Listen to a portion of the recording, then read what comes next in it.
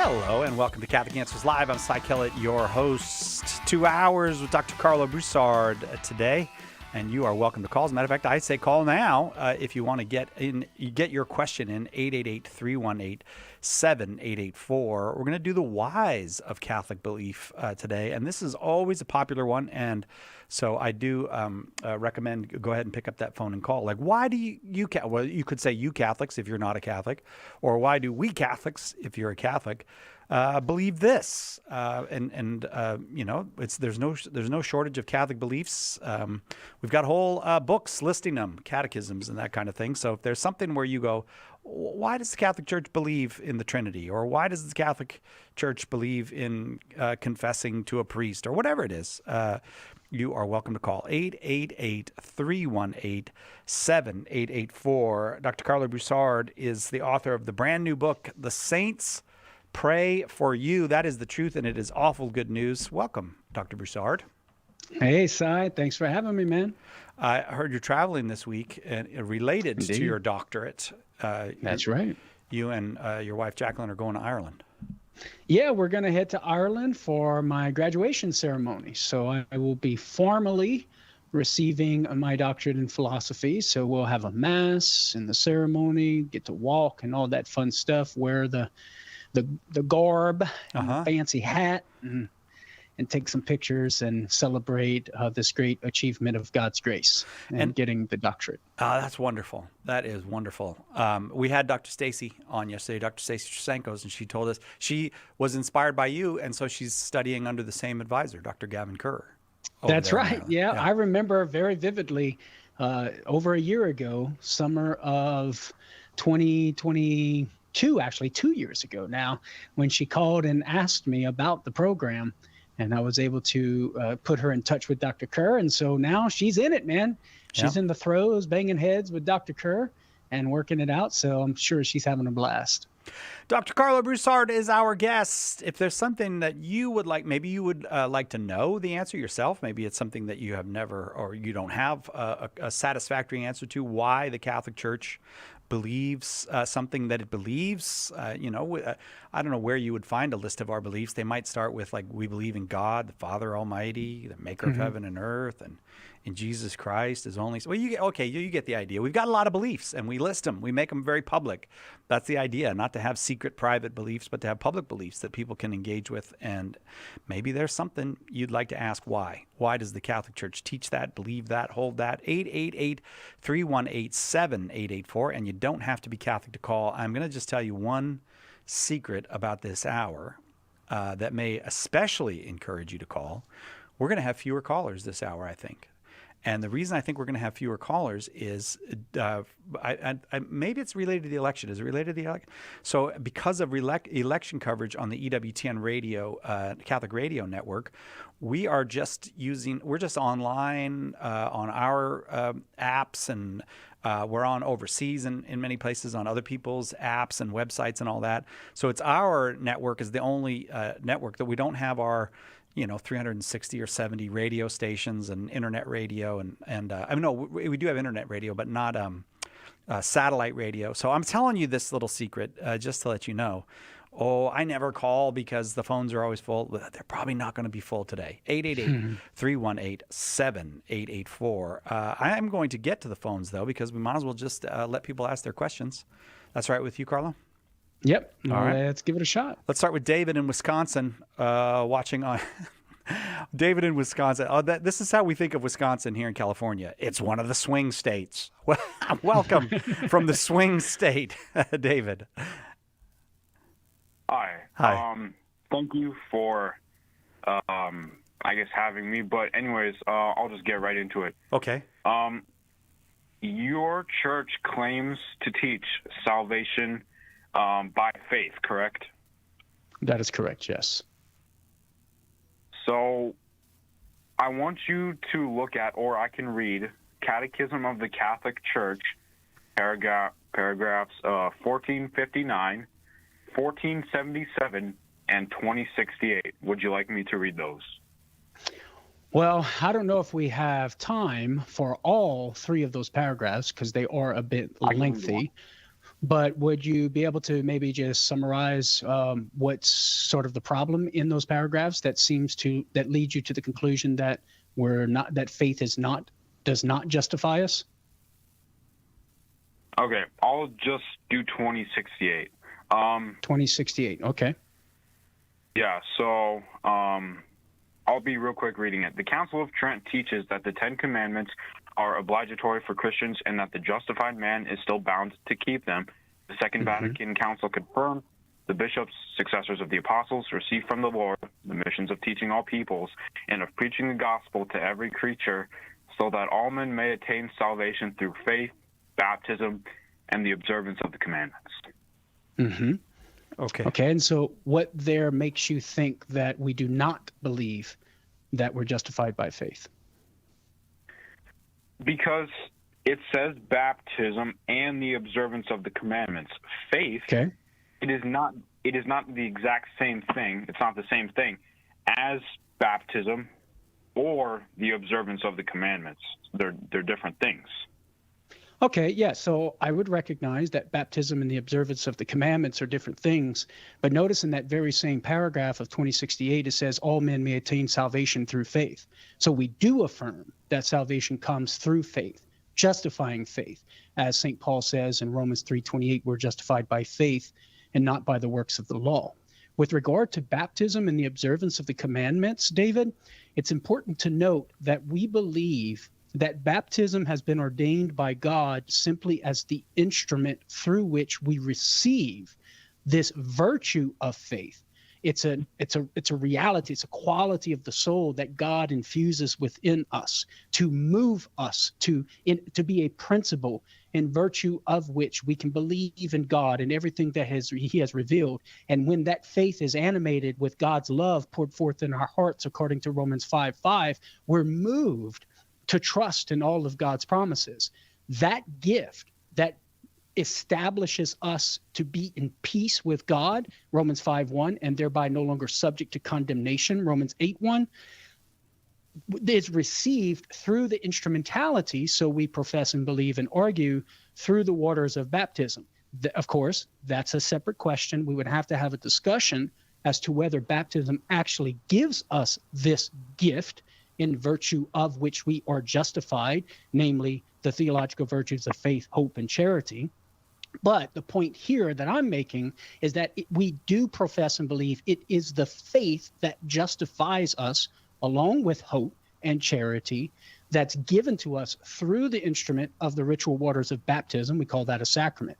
Now, with regard to the observance of the commandments, David, it is extremely important to know this. For us as Catholics, the Council of Trent has infallibly taught that even observance of commandments and even good deeds prior to being justified by faith, prior to entering into a saving relationship with Jesus, in no way has a causal role to play with regard to our justification or salvation. You can look that up yourself in the Council of Trent's decree on justification. It is very clear that neither faith, which would be an imperfect faith, not animated by charity, where we just kind of believe in God's revelation, nor works prior to the initial grace of justification can merit that gratuitous gift in any way whatsoever. The observance of the commandments only come into play with regard to our justification after we're initially justified. And this is why, David, James can write in James 2:24 that we're justified by our works, not by faith alone. The stage of justification that James is teaching, where our works do justify us and come into play, is once we're already justified and we're in peace with God. And the reason why we know that, David, is because James draws a parallel between the justification by works for us as Christians and the justification that Abraham received by his good work of offering his son Isaac, which is in Genesis 22. James tells us Abraham's righteousness, he was reckoned righteous by offering his son Isaac in Genesis 22. But we know Abraham was already justified back in Genesis 15:6, and according to Hebrews 11:1, he was justified in Genesis 12 when he first obeyed God. So James teaches us that our works or observance of the commandments do have a role to play in our justification, but only in the present sense, once we're already justified. And of course, we could look to our Lord himself. When the rich young man asked him, what must I do to inherit eternal life, which would imply the final reception of heaven? Jesus says, keep the commandments. And he lists the commandments that pertain to love of neighbor. And then he says, come and follow me, which pertains to the love of God. So love of God and love of neighbor is necessary and does have a role to play in our salvation, both in the present sense and in the future sense. And so that's extremely important to keep in mind. And note this finally, David, that faith, the faith animated by charity, which justifies us, must be present initially whenever we receive it gratuitously, and we must preserve it throughout this life, dying with it in order to receive eternal life at the end of our lives. David? Okay. Sorry, did you have anything else you wanted to say? No, I was good. Go ahead. Do you have a follow-up on that? What do you think of that? Any thoughts?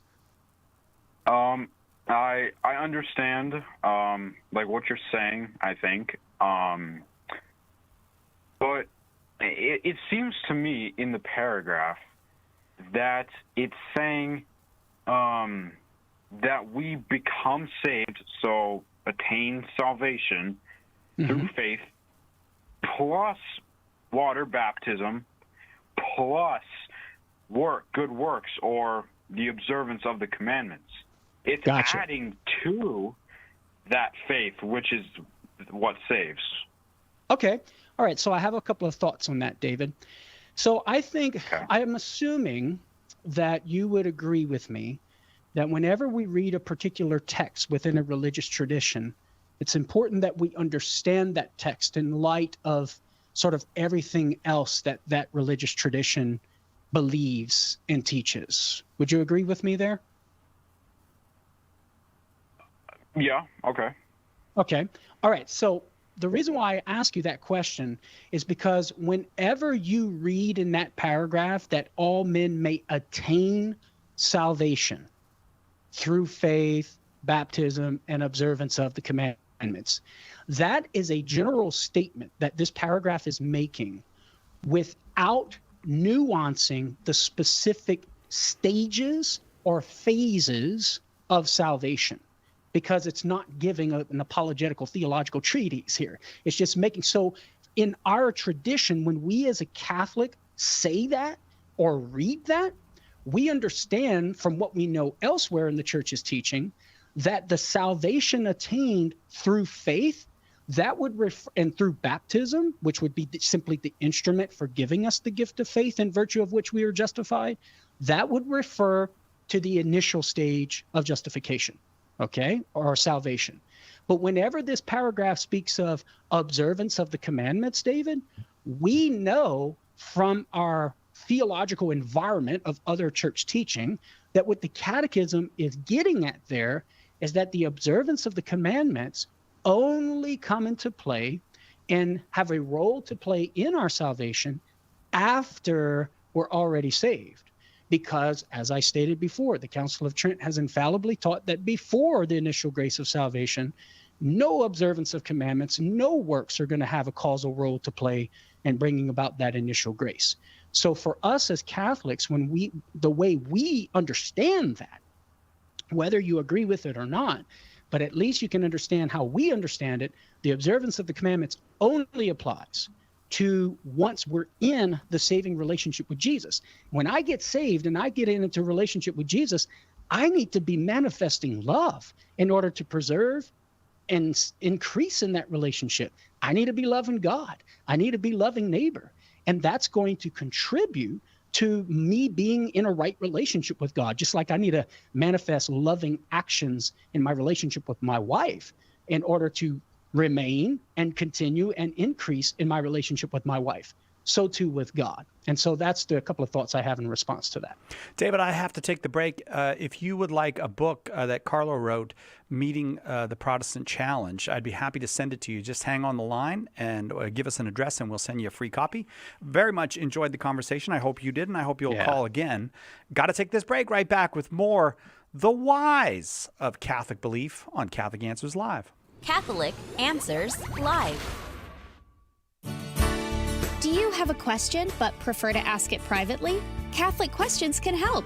Go to CatholicQuestions.com to ask your question online, email us, drop us a letter, or give us a call. Longtime Catholic Answers Live apologist and author Jim Blackburn or another Catholic Questions apologist will be happy to assist you. Catholic Questions proudly supports Catholic Answers Live, so visit us at CatholicQuestions.com today. That's CatholicQuestions.com.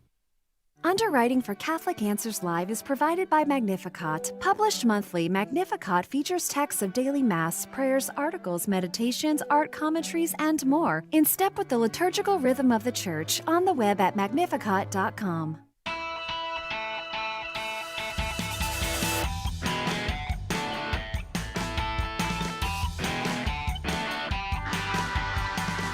Welcome back to Catholic Answers Live. Dr. Carlo Broussard, our guest. If you have a question, if you have a why question about Catholic belief, whether for yourself or for someone else, whether you are Catholic or not Catholic, why? Why do Catholics believe this or that? You are welcome to call 888-318-7884. Before we went to the break, I mentioned that Dr. Broussard is the author of the beautiful new book, The Saints Pray for You. It's about the communion of saints. It's about the reality of that communion and the truth that the saints in heaven do, in fact, pray for us. It not only explains this fact, this truth, but helps you to understand what it all means. You can get it right now for 25% off at shop.catholic.com. The promo code is SaintSpray. Just use the all one word, SaintSpray, at shop.catholic.com and get 25% off. It was awful nice talking with David. Yeah, I just wanted to mention how appreciative I was of his good spirit. So even though he was offering a challenge to Catholic belief, he had a good spirit about him, and I'm very grateful for that. Kudos to him. All right, let's try another one. Let's go to Mark in Virginia. Well, is it all going to be swing states today? Or maybe Virginia's not a swing state. Maybe it used to be, but I don't think it is anymore. Mark, watching on YouTube, welcome. Go ahead with your question for Dr. Broussard. Hey, yeah, I think Virginia is actually a swing state. Oh, you are? However, yeah, I think it is. Cool. But my big question is purgatory, actually. I come from a Protestant background. Funny thing is, my dad's Catholic, my mom's Protestant, and then my girlfriend's Catholic. But I never understood purgatory. I've heard it a couple of times, and I never really understood kind of the background around it, kind of like where it came from. I get it came from like Second Maccabees, which Protestants don't have in their Bible. But you know, what is it? You know, why is it such a hot topic between Protestants and Catholics? Yeah. All right. So what is it? Let's start with that. I suppose we could summarize the Church's teaching from paragraphs 1030 to 1031 in the Catechism of the Catholic Church as follows. Purgatory is a post-mortem, that is to say, after death, final purification of those who die in friendship with Christ, but yet have not achieved the perfect holiness yet necessary for immediate entrance into heaven. So that's what purgatory is. And I would note there, Mark, that notice I said those who die in friendship with Jesus, which means their eternal destiny in heaven is guaranteed. It's not a second chance. There's no possibility for them to end up in hell. Heaven is theirs. But they still have some remnants of sin, that some vestiges of defilement that would impede them from immediate entrance into heaven. So it's going to have to get purified. That's basically a nice summary of what the Church teaches purgatory is. Now, with regard to why we believe it, ultimately we believe it because the Church has taught it in an infallible way at the councils of Florence and the Council of Trent, that this is something that we should be believing, and it's true. The Church, according to my knowledge, and as I read the magisterial documents, the Church has not yet said it's a part of divine revelation So we wouldn't call it dogma, but nevertheless, we must assent to it as completely true, no possibility of it being in error. Now, that teaching of the church is rooted in certain biblical principles and even certain biblical text where we can see the idea of this final postmortem purification of those who are saved in Jesus Christ. One particular example would be 1 Corinthians 3:11 through 15. I don't know if you've ever heard or heard that passage used for this purpose. There, St. Paul talks about one who has built on the foundation of Jesus. And so that tells us this is a Christian, someone who is going to be saved. And on the day, which in Paul's mind is the day of judgment, which according to Hebrews 9:27 comes after death. So it's a postmortem state of existence, judgment. And that Christian is going to have the works that he performed to build on the foundation of Jesus tested by fire. And that's in the Bible a metaphor for purification. And the motif of purification is present there because Paul says if the works are gold, precious stones, or silver, it will survive the testing of the fire. If his works be wood, hay, or straw, representing not so good works, they will be burned up in the fire, indicating some idea of purification.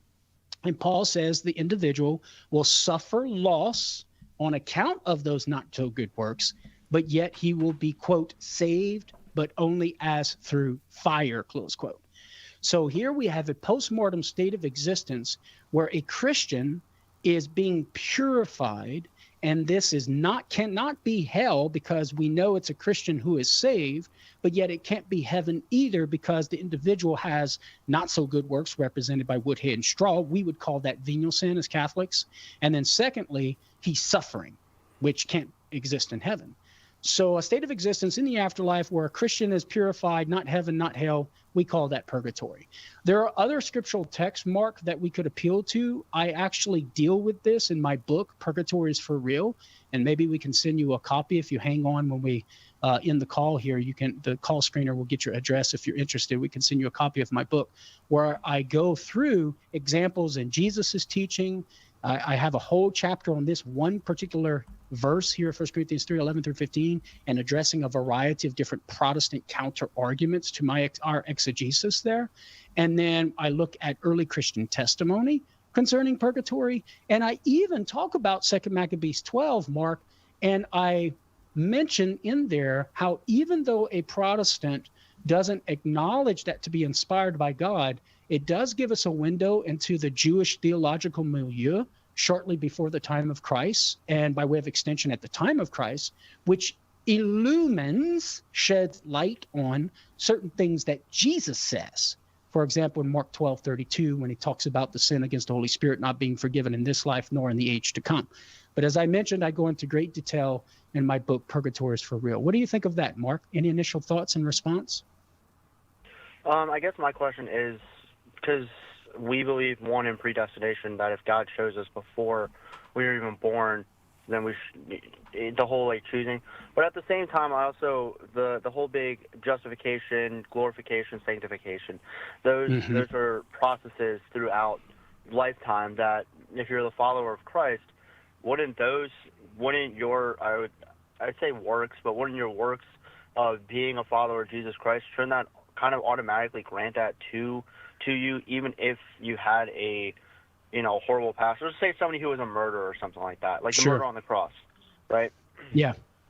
Jesus turns to him and says, "You'll see me in heaven today." So that's kind of my big argument is if Jesus said, "You'll see me in heaven today," and he was a murderer who died on a cross, then what would you say to that? Yeah, well, the 2 points are related, Mark. So notice how you mentioned this idea of our works bringing to completion this process of sanctification.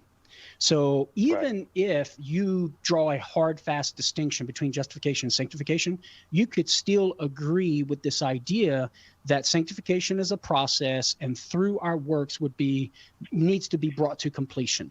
So that maps on quite nicely, Mark, with the Catholic understanding of purgatory, because purgatory has nothing to do with becoming or being justified.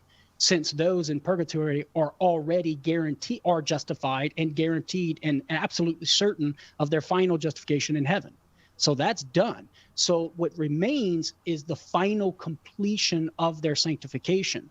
The doctrine of purgatory involves the idea that if that process of sanctification is not completed by the end of this life, then it will be completed in this postmortem state of existence. Okay. And now what you said relates, because we do believe, Mark, that it's possible for someone to bring about that process, to bring to completion that process of sanctification at the moment of death, such that they would not have to undergo the final purification. And the good thief would be an example of that. There was no need for a final purification because he was brought to completion and through his sanctification by accepting his punishment. Sai?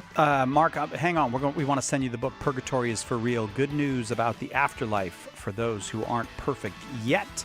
Right back with more with Dr. Carlo Broussard on Catholic Answers Live. We hope that one of the things that we communicate here at Catholic Answers Live is that our Catholic faith allows us to be fully serious about all the problems we encounter in the church and in the world, but it also lets us have light hearts and maybe even mix in a bit of fun. And that is exactly what our good friend Joe Heschmeyer does in his popular podcast, Shameless Popery. You should check it out at shamelessjoe.com. Joe's got a deep grasp of the faith, of morals, the teachings of the church, all that, but he's also got a witty conversational style. He entertains and he informs, but you will leave equipped to better answer the most common challenges, misconceptions, and questions about the Catholic faith. He's got insightful guests, he does on-air debates, and he takes a close look into all the things that you want to know about as a Catholic living today. You'll walk away knowledgeable and filled with joy. Look for Joe on his YouTube channel. Check him out at shamelessjoe.com or wherever you get your podcasts. And if you like what you hear, become a patron. Why We're Catholic is the one book you can hand to anyone to invite them into or back to the Catholic faith. With more than 400,000 copies sold, Trent Horn's book has had a #1 ranking on Amazon.com for 5 years running. Now available in softcover, bulk cases, ebook, and on Audible. Find out what the excitement is all about. Order your copies of Why We're Catholic at shop.catholic.com or visit whywearecatholic.com. Many people have forgotten just how revolutionary the Bible creation stories are. But the first 3 chapters of Genesis are a powerful challenge to anyone in any generation who would undervalue human lives. In the Beginning, the new book by Monica Migliorino Miller, will take you on a fantastic journey through the first chapters of Genesis, unfolding the richness of life as God sees it. Get In the Beginning today at shop.catholic.com or ask for it at a good Catholic bookstore.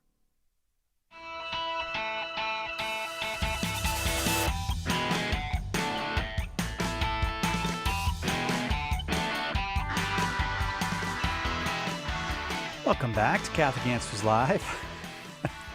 I don't know what Darren's doing in there. It's a little bit of a little experiment here on about how many folks will call, because we're not on EWTN radio at the moment. We're almost always on EWTN radio across the United States, and then on all of our own stuff like the apps and the websites, and then on other people's stuff overseas. And so if let's just be honest, those EWTN people, they clog up our lines. So if this is your chance to call, we've got 4 lines open right now, 888-318-7884. And if you're listening, wherever you are, as far as the faith goes, whether you are a Catholic, not a Catholic, kind of a Catholic, whatever you would classify yourself, if there's something you'd like to ask why about, why do Catholics believe this or that, this is your chance to give a call and talk with Dr. Carlo Broussard, 888-318-7884. Just to make our life easier, he's got a website now, carlobroussard.com, and one of the things being offered there is a short course,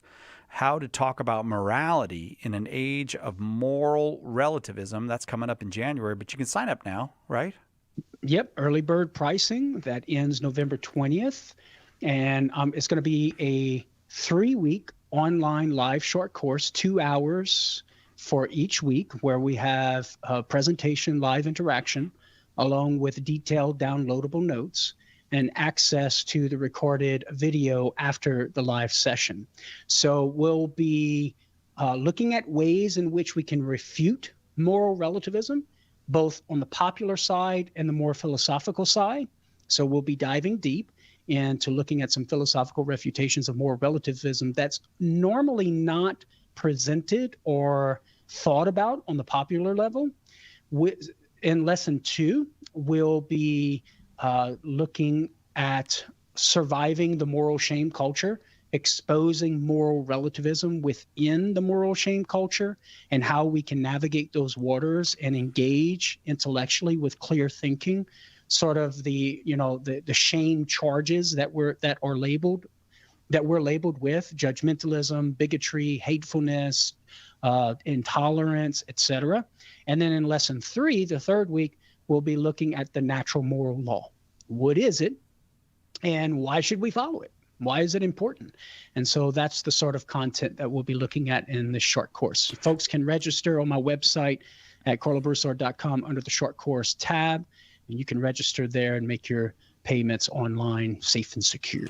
carlobroussard.com. You can find out all kinds of stuff, what Carlo's up to. If you want to get him as a speaker, there's it's a nice clearinghouse for Carlo's stuff. So check it out, carlobroussard.com. I'm going to go back to the phones because we want to talk to folks who have why questions about the Catholic belief. Why do you Catholics, or why do we Catholics believe this or that? And I'm going to go to Idaho now. Not a swing state. The first non-swing state call. Dave in Idaho, watching on YouTube. Go ahead with your question for Dr. Carlo Broussard. Hey, Carlo. So I was going to ask about Romans 4:5, and I had a question about the initial act of justification, but you actually answered that in a previous call. What? So I did have a follow-up to that, if that's okay. All right, give it a shot. We'll see where we can go with it. Okay.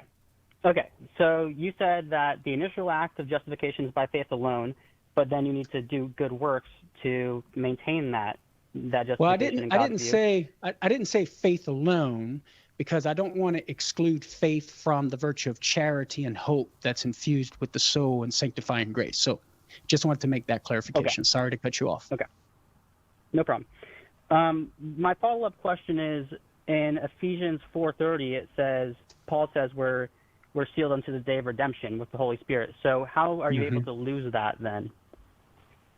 Well, it depends on how you interpret the seal, right? So as Catholics, we believe that whenever we are baptized, we actually receive an ontological, quote unquote, seal or mark upon the soul that marks us as belonging to Christ. And that mark remains on the soul throughout the rest of one's existence. But whether that child of God that has that marking as a child of God receives the inheritance of eternal life as a child would depend upon whether that child remains in good standing and right relationship with God or not. So you can be a child forever as such, and yet still not be able to participate in the benefits of being a child of God. So we would read Ephesians 4:30 as referring to the seal of the Holy Spirit that we receive initially in baptism that marks us for Christ, and then draw a distinction between that marking and what that marking will bring about on condition that we're remaining in good standing and at peace with God. That's how I would interpret that. So I could see how, from your position, I could see how you would read it as a seal that would guarantee one's salvation, but it can also be read according to the Catholic interpretation. And I would argue that the Catholic interpretation would be the right interpretation in light of other texts that we can look at concerning the possibility of being severed from Christ, like in Galatians 5:4, or St. Paul talking about the possibility of him being disqualified in 1 Corinthians chapter 9, verse 27, or the command of St. Paul to remain in God's kindness in Romans 13:11. The implication being that it's possible to not remain in God's kindness. And so that's what I would say. What do you think of that, Dave? Nope, he dropped. We got disconnected somehow. So I apologize for that, Dave. That happens sometimes. But call back if you want to have a follow-up. You're certainly welcome to do that.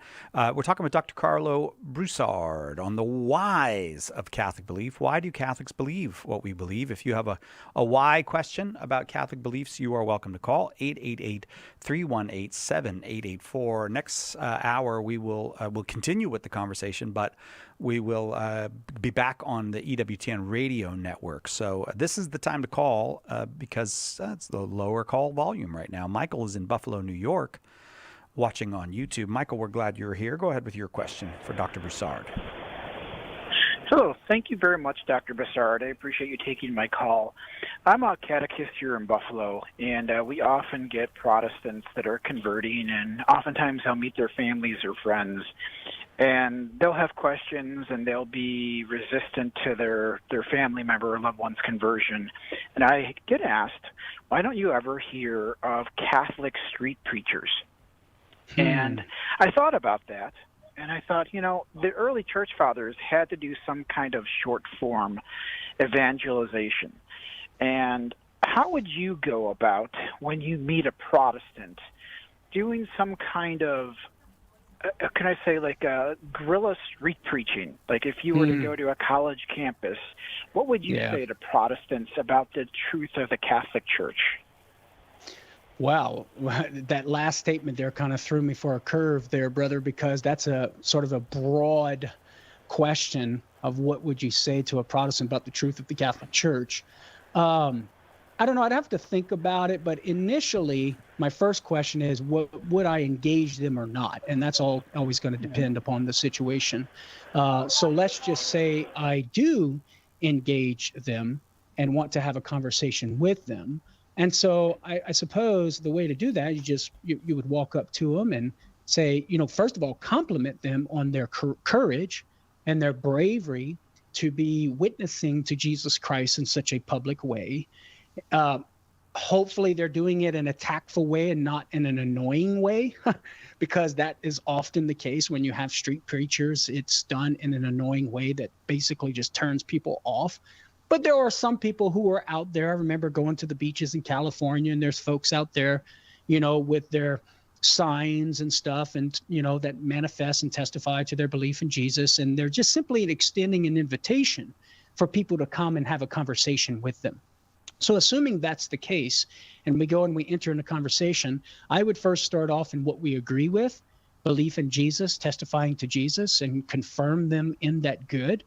And then you might ask them, which particular religious tradition do you come from? And then they're going to say what tradition they're coming from. And then they're going to ask you, what church do you go to? And then you'll say, well, I'm a Catholic. I go to Catholic church, X, Y, or Z. And then inevitably, that street preacher is probably going to bring up on his own some particular beef or obstacle that he has with Catholic belief or teaching. And that provides you an opportunity to be able to, in a natural way, in a loving way, engage in that conversation. Because notice, you didn't bring up the Catholic point. They probably will. And if they do bring it up, well, then that provides you the opportunity to explain and articulate the Catholic position, clarify any misconceptions, and then offer a reason why we believe those things. And then ask the person who brought it up, well, I'd like to hear why you don't think it's true. Like, what's the problems that you're having with this particular teaching? Why don't you believe it? And just honestly listen to the reasons that they give. And hopefully you have the training relevant at the time for the Holy Spirit to inspire you to recognize some of the problems with the reasons they have for rejecting that belief. And then that's where you go in the conversation. You can just gently press and then ask them about those reasons, and then just have that sort of natural conversation where you're going back and forth about, here's what we believe, here's why we believe it, here's why you don't believe it, here's some of the problems I'm seeing with that line of reasoning, and that sort of conversation. What do you think of that, Michael? Is that helpful? It is helpful. And when I look at Protestants that have had conversions, like Dr. Scott Hahn, and many have come to the Catholic faith with the realization of the truth of the Eucharist. And I think at many points that's a good starting point, is the belief that the Eucharist is the real presence. Often I'll get certain Mary Presbyterian objections, and I think those are almost easily, I don't want to say argued, but easily led to the truth about, the beliefs of Mary's the Mother of God, the perpetual virginity. I just think it takes a little time. But I often think that if we fall to the Eucharist, I think if we go right back to Scripture, it's almost undeniable. And I often wonder why they don't believe in John 6.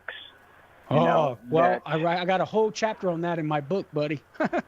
So in my book, Meeting the Protestant Response, How to Answer Common Comebacks to Catholic Beliefs, to Catholic Arguments, I have a whole chapter on John 6, and I go through a variety of reasons why Protestants don't accept the Catholic exegesis of that text.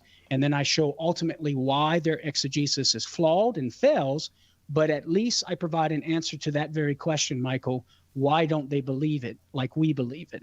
And so that's why I wrote that very book, to go through all those different arguments and give the voice for Protestant apologists to give their interpretations of those texts. But with regard to your evangelistic practical point of engaging the Protestant over the Eucharist, that's a good starting point.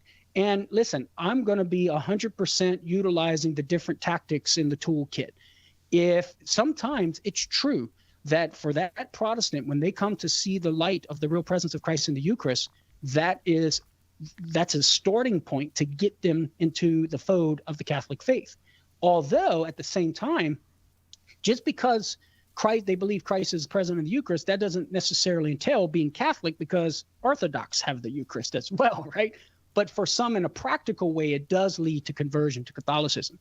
So you can start with that, and that begins the inquiry. Well, if the Catholic Church is right about the Eucharist, what else is it right about? And then they start the process. So that is a valid approach, Michael, in engaging these conversations. Or you could take the approach to go to the more fundamental issues like authority. What's your principle of authority in virtue of which you believe these things? Bible alone? That's what they're going to say. And then you engage them on that topic. I hope that was helpful to you. Are we sending them the book, Carla, did you say? I didn't say, but that would be a great idea to send Michael my book, Meeting the Protestant Response. Hang on, Michael, and give us an address, and we'll be happy to send it to you. I also, just for I know that some other people listening will be interested as well. They are, in fact, one of our sponsors, but also our friends, the folks at St. Paul Street Evangelization. Yes, I wanted to mention them. Thank you so much. I had that in my mind when he was asking the question, but I forgot about it. So thank you very much. They have lots of free materials on how you can kind of learn their process of listening and befriending people and sharing the faith and inviting people into the faith. So it's a whole very Catholic method, but there are people out on the street evangelizing as Catholics. And one of the things I wanted to say there is it's important to nuance preaching, right? So whenever you say street corner preaching, you normally think the bullhorn, kind of the shouting, Jesus is Lord kind of thing. Right. But the guys at St. Paul Street Evangelization, they're preaching, definitely so.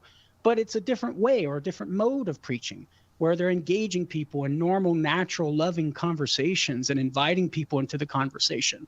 And their method is indeed a beautiful method.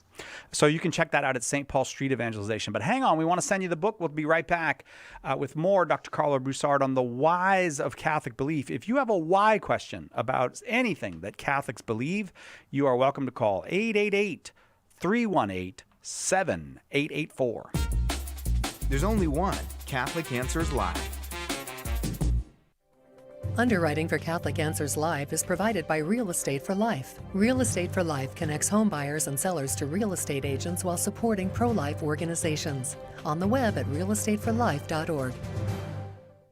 One of the biggest mistakes a Christian can make is to try to do good without God's help. St. Therese said, when we trust only ourselves and not God, our soul becomes incapable of virtue. Her remedy? Works of charity. And the greatest work of charity is to share the gospel. At St. Paul Street Evangelization, a Catholic nonprofit, we encourage you to share the gospel with someone who doesn't know Jesus. Catholic Answers is supported in part by St. Paul Street Evangelization, streetevangelization.com.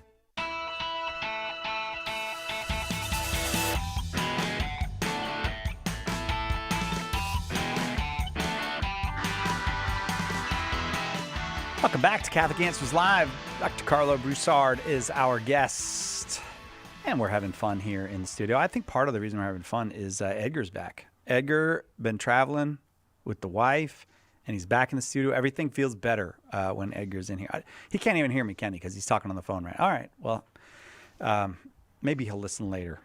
That seems unlikely given that he's going to be watching the news anxiously all night, but maybe. All right, let's go to, did I say this? Dr. Carlo Broussard is our guest, and he's got a new book out, The Saints Pray for You. You should get it at shop.catholic.com. Use the promo code SaintsSpray when you check out at shop.catholic.com and get 25% off the book, The Saints Pray for You. But today we're talking about the whys of Catholic belief. Why do Catholics believe what we believe? And you are welcome to call whether you're Catholic or not. Up next, we're going to San Antonio, Texas. Patrick is watching on YouTube. Thanks for calling, Patrick. Go ahead with your question. Hello, Dr. Carlo. Hey, Patrick. Thanks for calling in, buddy. How can I help you? Yes, I just have a question. Why do we Catholics believe in some parts of the Old Testament laws, obviously with the priesthoods, and then, of course, the tabernacle, but then also we don't believe in, like, the certain Mosaic laws. So I just maybe want to get a better idea, or specifically on the Mosaic law and why we don't follow those Mosaic law, but we as Catholics follow certain laws from the Old Testament still. Yeah. So with regard to laws that we're going to follow in the Old Testament, it's going to be those things that either A, we know apply to us because they apply to us insofar as we are human beings, and or B, because Jesus reveals to us that certain laws continue to apply to us. And then for those laws that we say do not apply to us, we're going to be reliant upon Jesus or the apostles, inspired by the Holy Spirit, telling us that we're no longer bound by certain laws. So, for example, consider the Ten Commandments, Patrick. We know that we're still bound by the Ten Commandments, at least in their moral form, precisely because those Ten Commandments are a witness to inappropriate human behavior insofar as we're human beings. So those prohibitions imply positive things like what we ought to do. And those behaviors that we need to be engaging in and the behaviors that we need to be avoiding, that's flowing out of our nature as human beings. So given that the Israelites are human beings, we are human beings, those precepts, the Ten Commandments, they're still going to apply to us. So we still need to worship God because that's a proper functioning human being.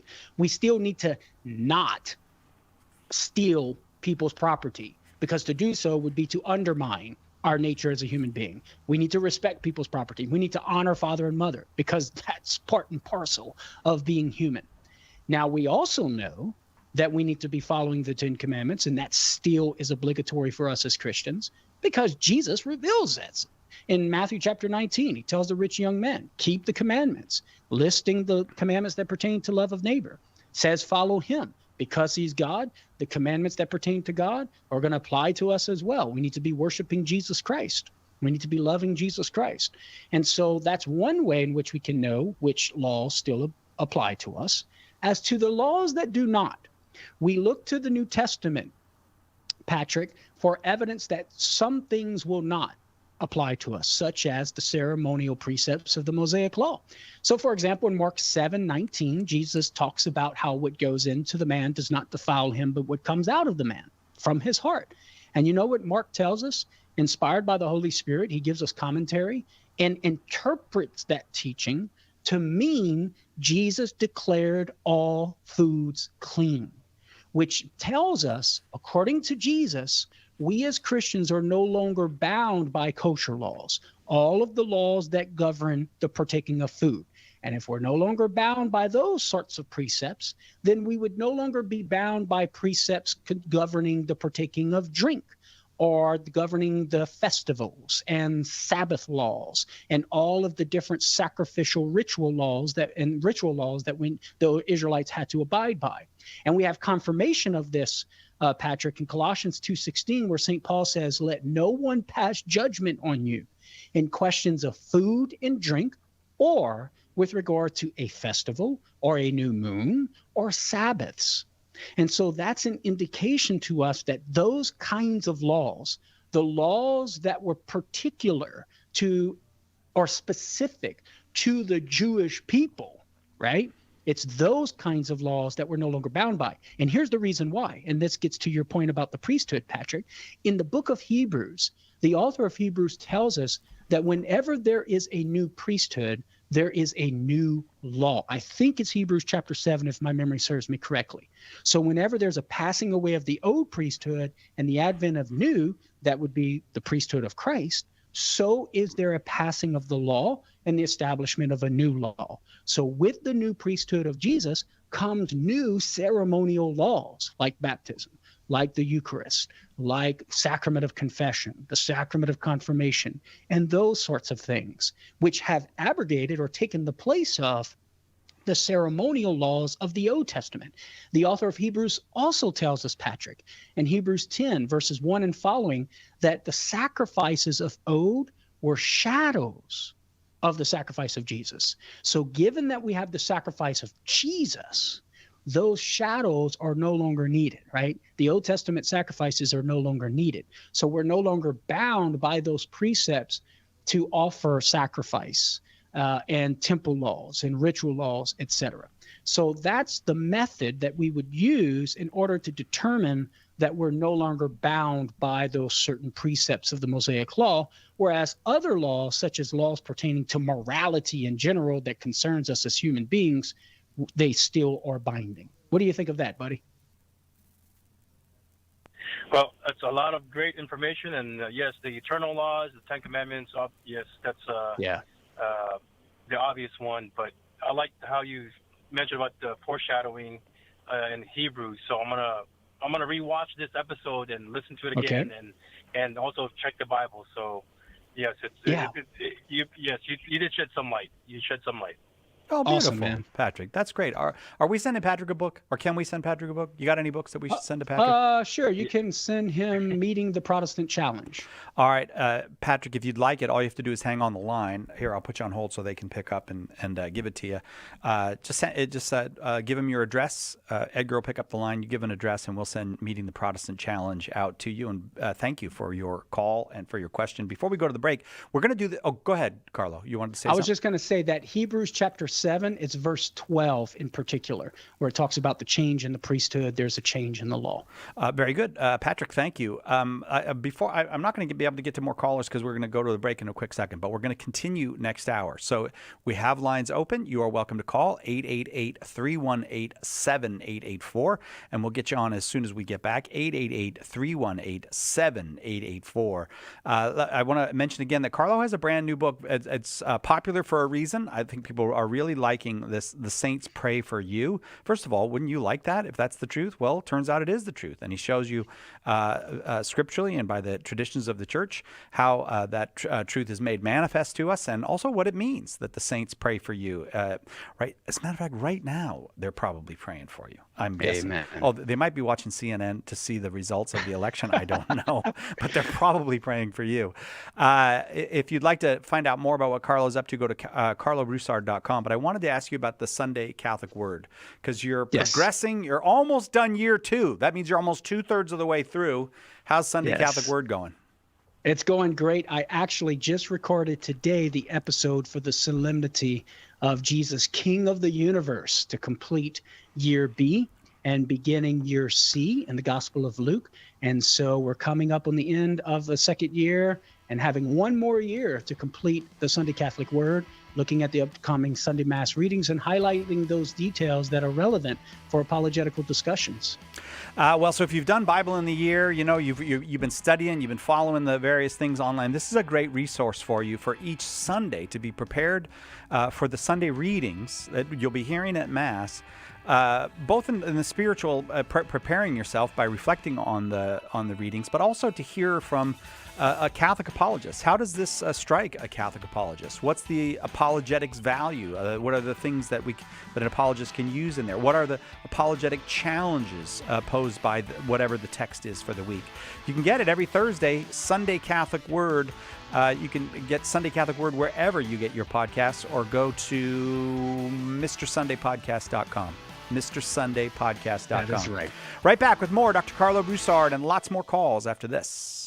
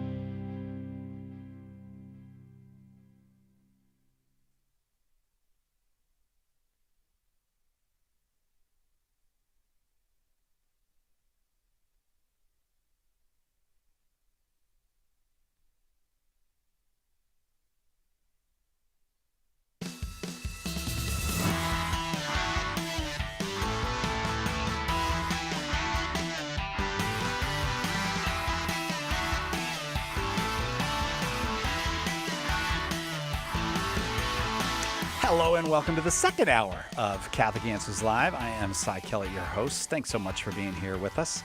Nothing much going on in the United States today, so there's probably just, we got a huge audience today because it's really a boring day around here. Nothing to watch on TV, nothing to listen to on the radio, so they're probably here with us, I'm guessing.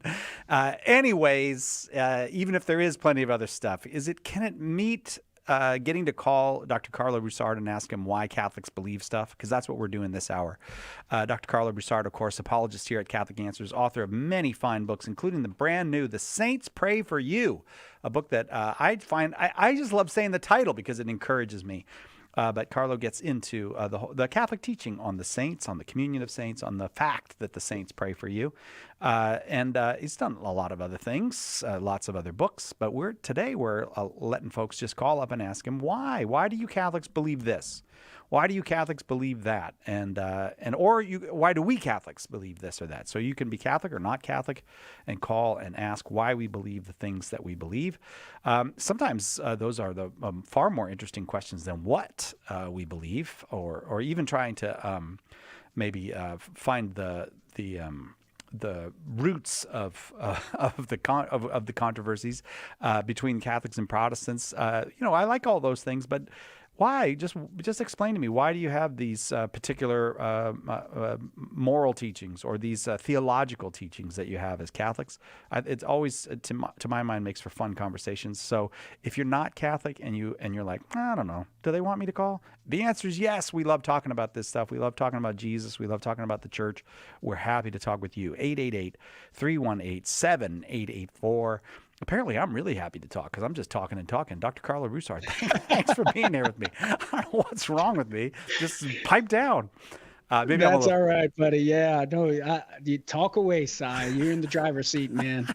Well, yeah, it's great to be back on with you. Yeah, thanks for having me. And I appreciate the promotion of the new book. Super excited about it. The Saints Pray for You, How the Christians in Heaven Help Us Here on Earth. The Saints is one of the number one topics that we are asked about at Catholic Answers, especially on shows like this, especially when we do shows about Catholics and Protestants.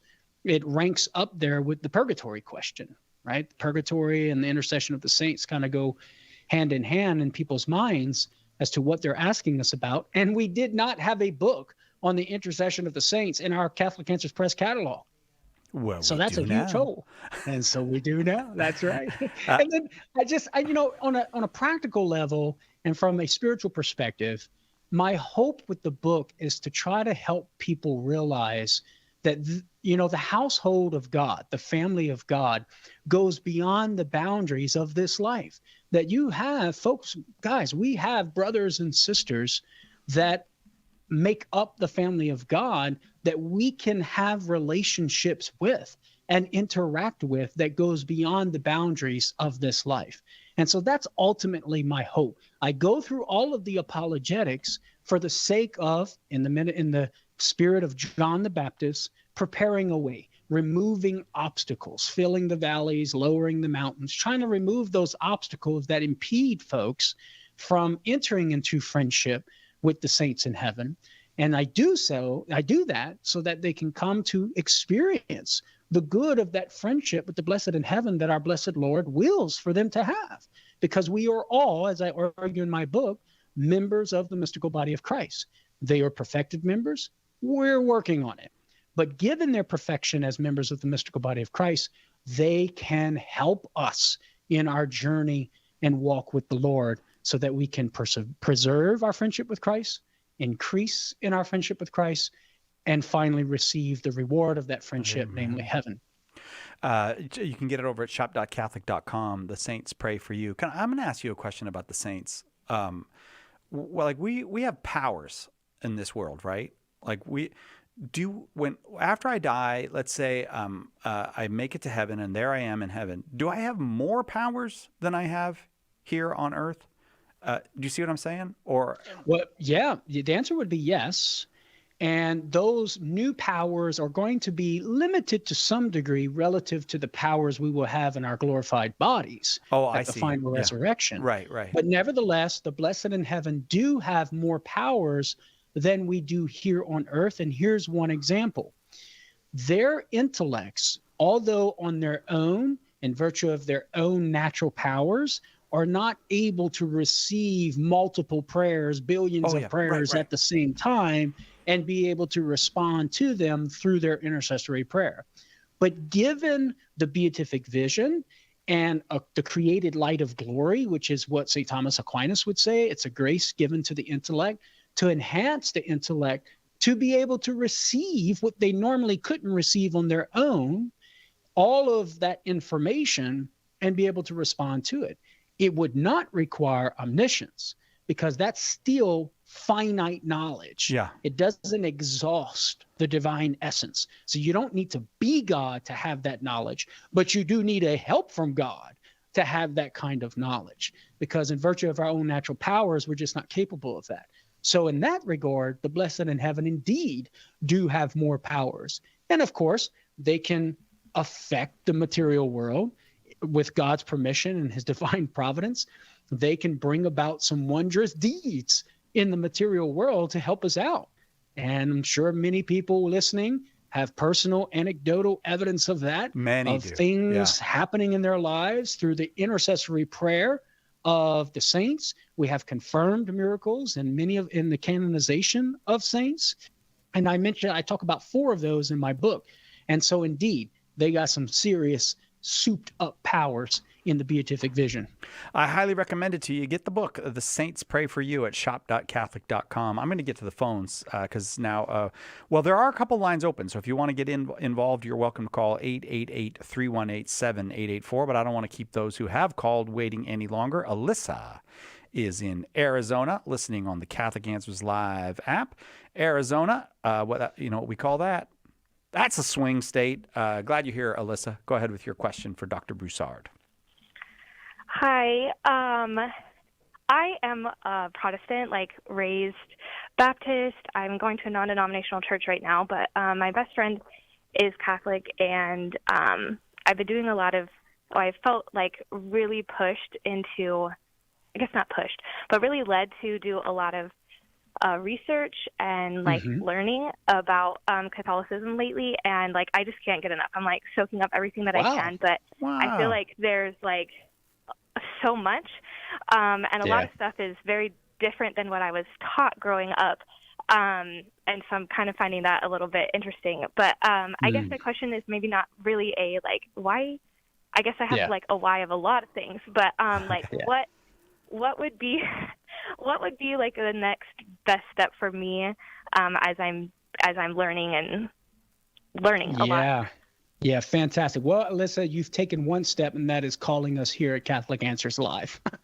So I would recommend that you continue doing so. And when other apologists and members of the team here at Catholic Answers, Jimmy Akin, Tim Staples, Trent Horn, Joe Heschmeyer, when they're on, call them. Ask them those why questions and things that you're discovering in your research and that's prompting questions in your mind. So be sure to stay tethered to us here at Catholic Answers Live. Secondly, I would highly recommend, Alyssa, that you check out Catholic.com, our website, and type in your question in the search engine bar there, and you will find a plethora of resources in video format, audio format, and written format that can help address some of the questions that you have. We have a variety of different videos on our YouTube channel, Catholic Answers. So I would recommend utilizing the resources that we have available for free from Catholic Answers. But Alyssa, we also have a press here at Catholic Answers. We've actually, my book, The Saints Pray for You, is the 100th book that we've published in apologetics at Catholic Answers Press. So I would recommend you go to shop.catholic.com, look up the books that deal with some of the hot button issues that you're researching about. My book on purgatory, Tim Staples' book on Mary, Jimmy Akin's book on salvation, Joe Heschmeyer's book on Peter, the first pope, Joe Heschmeyer's book, The Early Church Was the Catholic Church. And then as a starter, Alyssa, I would recommend Trent Horn's book, Why We're Catholic. And it's a nice introduction to what we believe as Catholics in a very summarized but very profound and in-depth way, the various points of Catholic belief, starting with truth and morality, to God, to Jesus, and distinctive Catholic beliefs relative to other Christians. So those would be some recommendations that I would have for you. What do you think, Alyssa? That's great. I actually just ordered that book by the Why We're Catholic one. So awesome. Well, I'll tell you what. We'll send you Carlo's new book, "The Saints Pray for You." Yeah, great idea. And you know what? I would like to send you a copy of Jimmy's book, "A Daily Defense," because it's got a lot. It's a question and answer book. And I want you to have lots of resources. If you have an address that you're comfortable to give us, and we'll send those to you, I'd be happy to do it. Is there any other way we can be helpful to you right now? No, that's great. That's so great. Thank you. Well, if I may ask you, Alyssa, have you ever been to a Catholic Mass, or is that something you have not done yet? I have not. I've watched a little bit like on YouTube, but I haven't actually been. Well, some people think that you have to be Catholic to go to the Mass, and you don't. You're welcome to go. So when you're ready, you are welcome to go and experience the Mass, or just sit in the church and talk to Jesus, whatever you'd like. But we're going to send you these books, and I would encourage you to do all the things Carlos said, and call again when Dr. Broussard is on, or one of the other guys, and we'd be happy to answer your questions. Because what you said to us is the thing we dream of hearing. I can't get enough of learning about the Catholic Church. That's the dream thing for us, because we know that the Catholic Church, at least we understand the Catholic Church to be the place of encounter with the Lord Jesus Christ, and nothing better can happen to a person than that. I got to take a quick break. Alyssa, you hang on. We'll get you some books. Dr. Carlo Broussard is a guest. If you got a why question about Catholic belief, 888-318-7884. Your questions, Catholic Answers, live. Underwriting for Catholic Answers Live is provided by Real Estate for Life. Real Estate for Life connects homebuyers and sellers to real estate agents while supporting pro-life organizations. On the web at realestateforlife.org. The EWTN On Demand platform features 50 new podcasts every week, as well as an ever-expanding library of audio and video content. For Catholics who want to learn more about their faith, simply using their mobile device, computer, or TV. Your favorite EWTN programs are available 24/7. Visit EWTN.com and click On Demand. EWTN is the global Catholic network.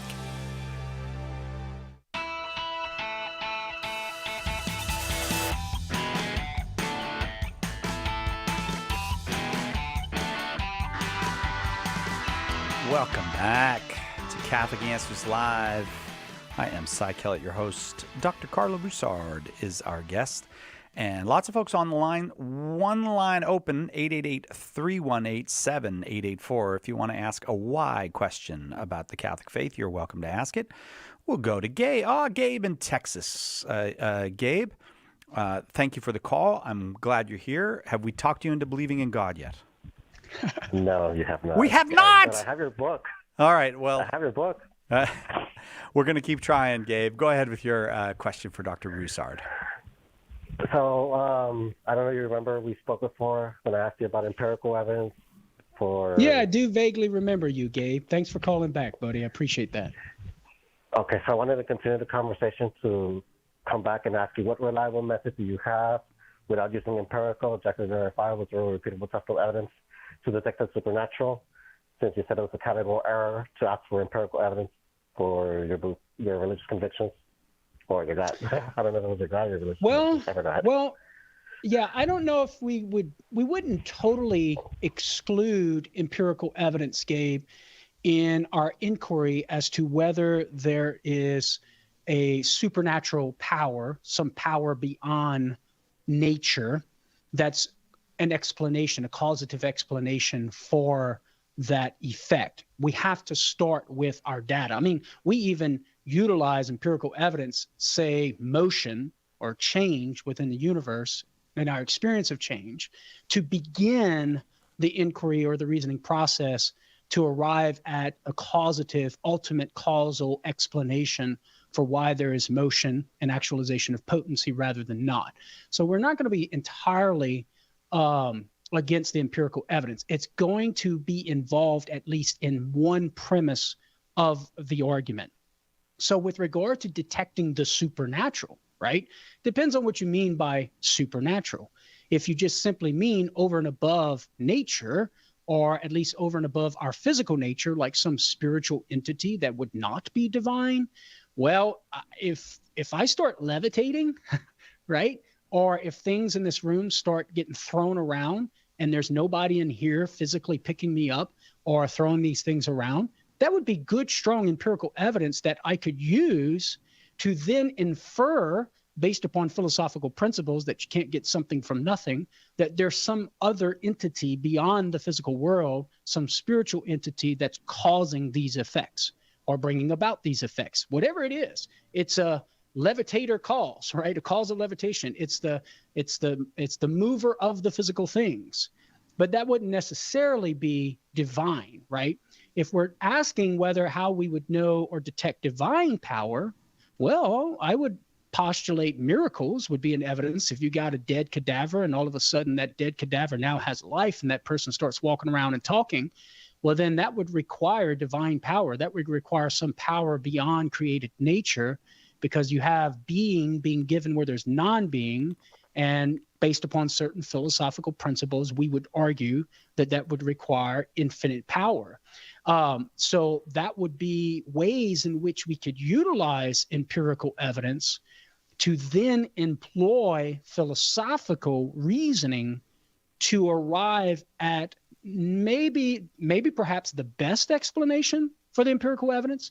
But in some cases, Gabe, so I would argue, like when it comes to philosophical proofs for God's existence, philosophy can lead us to the conclusion of a necessary explanation for that empirical evidence.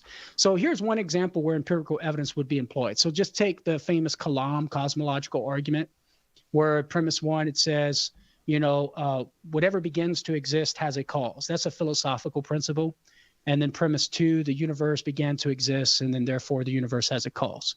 That second premise would be based upon empirical evidence. Now, I would argue that sort of line of reasoning cannot lead you to a metaphysical demonstration where you would necessarily have an uncaused cause. I think it leads to probable knowledge, not metaphysical or scientific knowledge.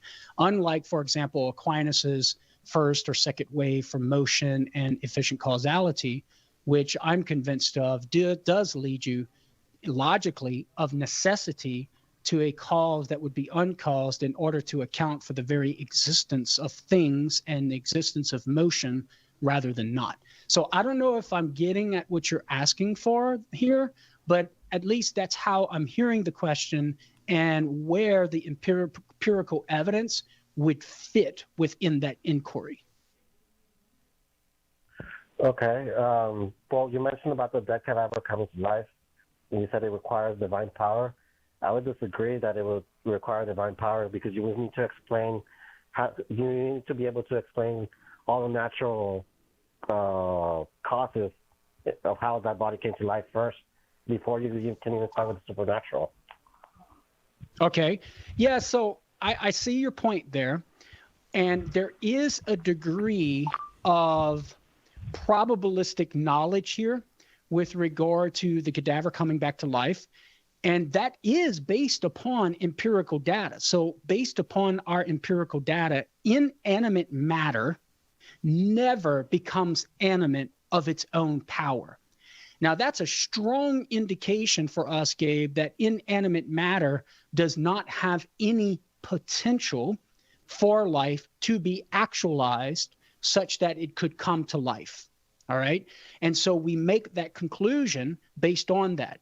And that it is true that we would not have an absolute certainty about that, because it may very well turn out to be that possibly inanimate matter has some potential that's being actualized, and we would just have been wrong in the first place.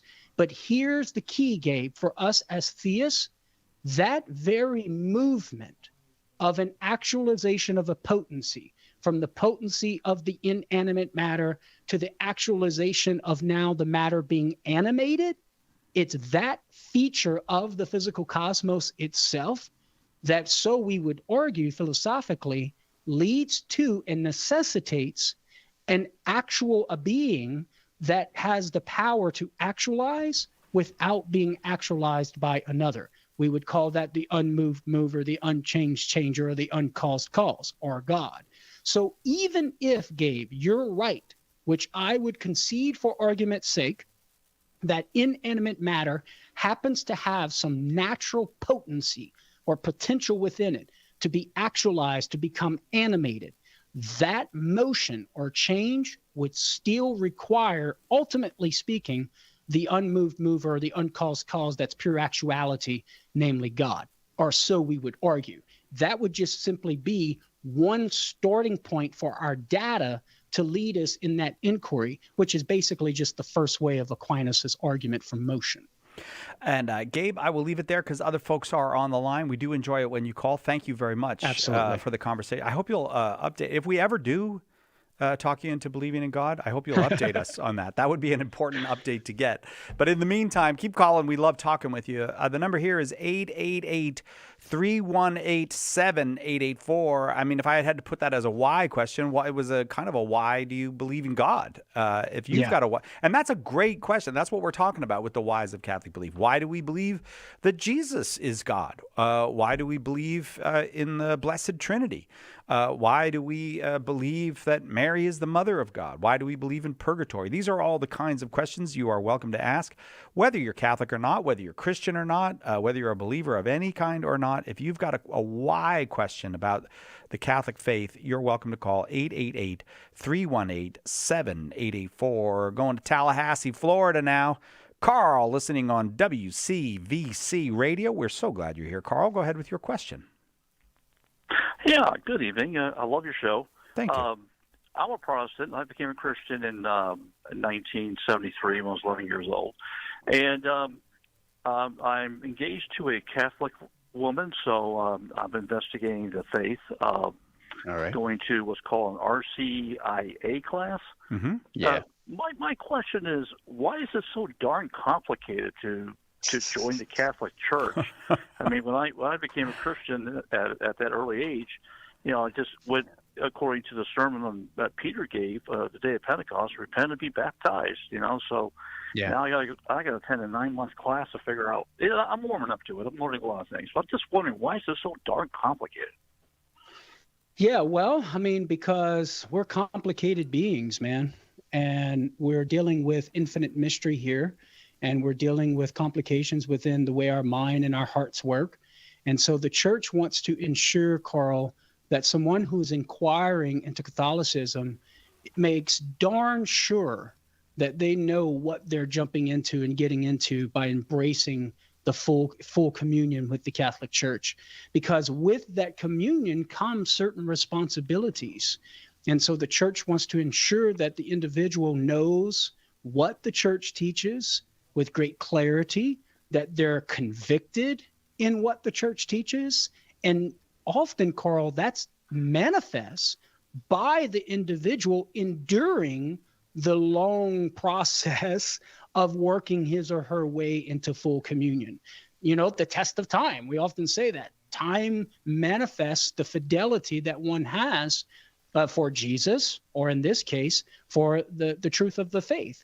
And so the church wants to ensure that the individual is properly disposed to be able to make that informed decision, well-formed conscience to enter into full communion in the Catholic Church. And this is the ancient practice of Christianity. I mean, Christians had to wait long periods of time before they could be baptized. They had to go through these catechetical lessons, right, to be instructed. Well, I guess that came later through tradition, because I read in the first century, all the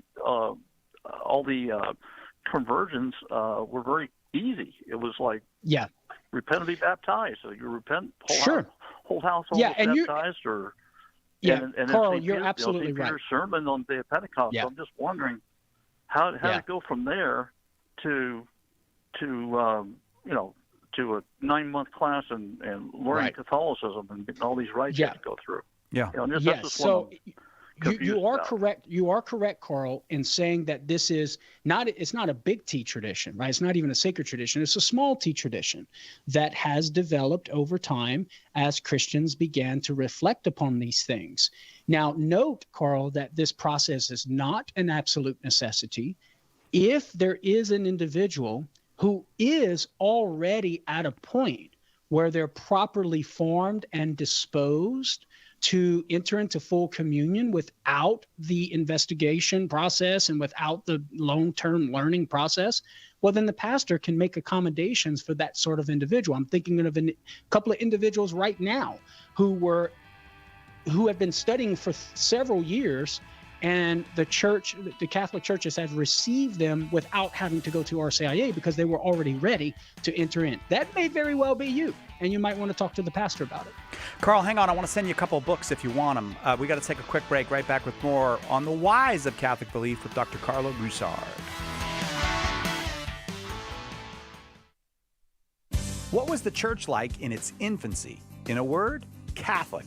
And Joe Heschmeyer has the receipts. In his best-selling book, The Early Church Was the Catholic Church, he gives you the details from the historical records of the first 2 centuries of Christianity. Right now, get a copy for just $10, plus free shipping if you live in the continental United States. Get more information and order The Early Church Was the Catholic Church at theearlychurchwascatholic.com. When the resurrected Jesus appeared to disciples on the road to Emmaus, they didn't recognize him until the breaking of the bread. The same is true today. In the Holy Eucharist, we really meet Jesus. In The Eucharist is Really Jesus, author Joe Heschmeyer explains how knowing Jesus in the Eucharist is the key to understanding all of Christian faith. Order your copy of The Eucharist is Really Jesus today at shop.catholic.com or get it at a good Catholic bookstore near you. Is the Catholic faith still a rock amidst the waves of history? Why does it so often seem to be a mess? In his latest book, Confusion in the Kingdom, best-selling author Trent Horn helps you to get to the roots of the present chaos, explaining the destabilizing movements within Catholicism and exposing the harm and scandal progressive Catholicism has caused. Order your copy of Confusion in the Kingdom today at shop.catholic.com or ask for it at a good Catholic bookstore. Is orthodoxy an alternative to the Catholic Church?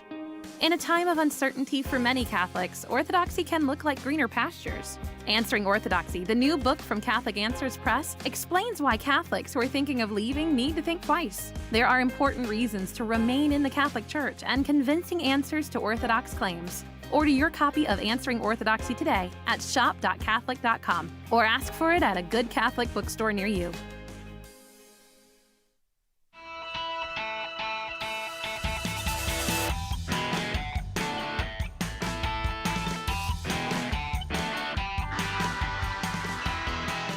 Welcome back.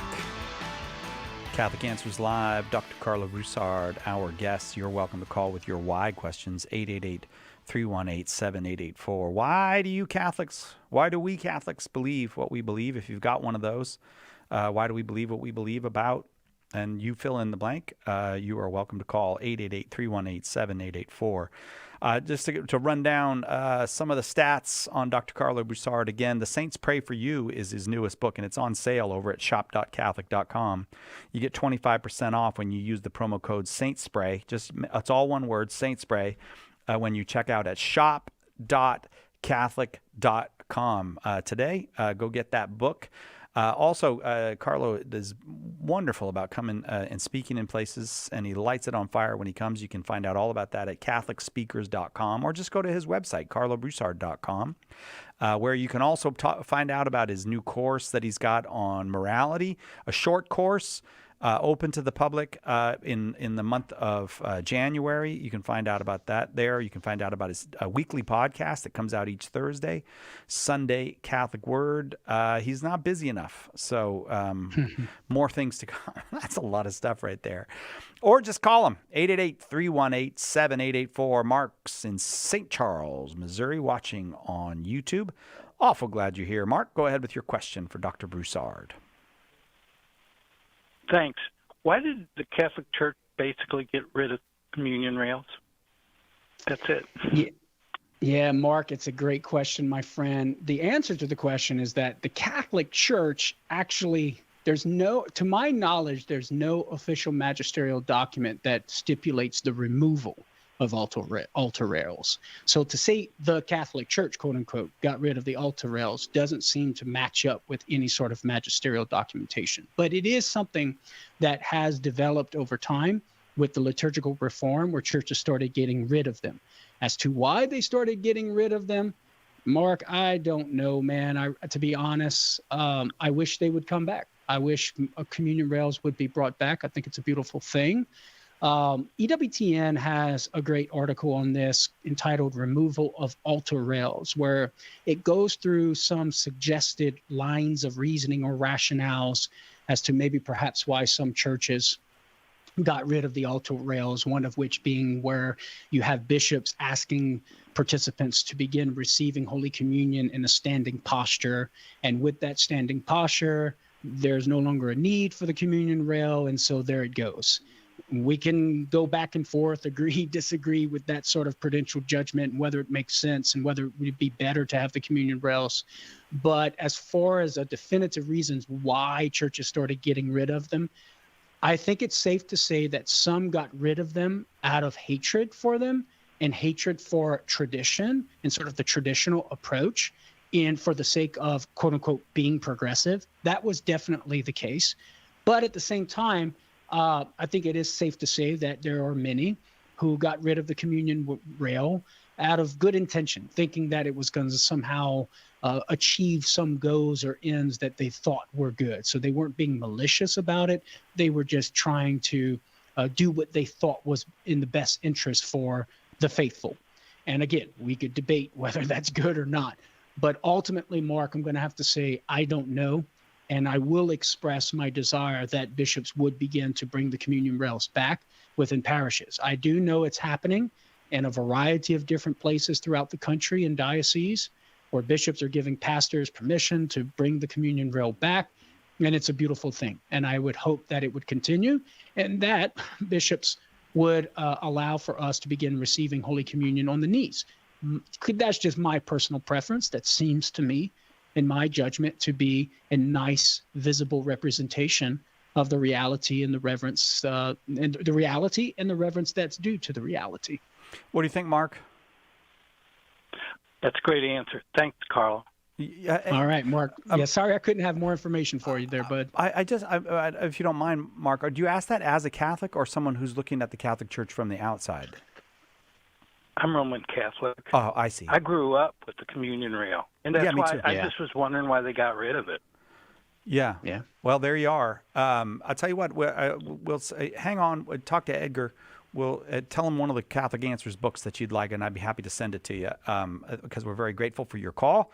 And maybe you know one that you'd like to get. Maybe it's Carlo's new book, The Saints Pray for You.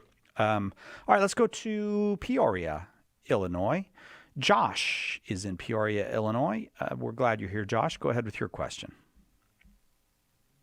I had a question about different denominations. So I'm a newer Christian, so I don't have a lot of history, knowledge, that type of stuff. So I've always been a little confused of like, why are there so many denominations? I'm a Christian of a non-denominational church. I do have family members that are Catholic. But why would I, or do I need to, why would I want to become a Catholic? Wonderful. Thank you for the question.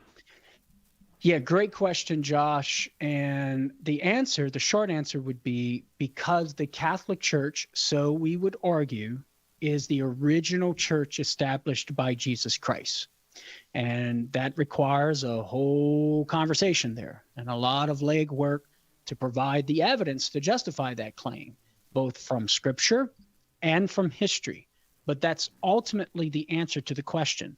It's the church established by Jesus. So the line of reasoning is like this, Josh. If Jesus started the Catholic Church, then he would want us to be members of it. Jesus started the Catholic Church. Therefore, he wants us to be members of it. He would not have established this community and invested this community with certain gifts, certain goods, if he didn't want us to partake of those goods. One good being the papacy itself, the leadership of Peter and his successors as the Bishop of Rome, to govern us, to teach us, to protect us in the truth. The gifts of the sacraments, like the Eucharist and confession and all of those sacraments. These are all great gifts that we would argue Jesus has given to us and invested within his church, the Catholic Church, and providing the leadership of the church the responsibility to administer those gifts, to share those gifts, to communicate those gifts. And so if Jesus gave us those goods, then he wants us to enjoy them. And so, again, ultimately, we would invite you to become a Catholic because, so we would argue, the Catholic Church has been established by Jesus Christ. What do you think of that, Josh? Does that make sense for you?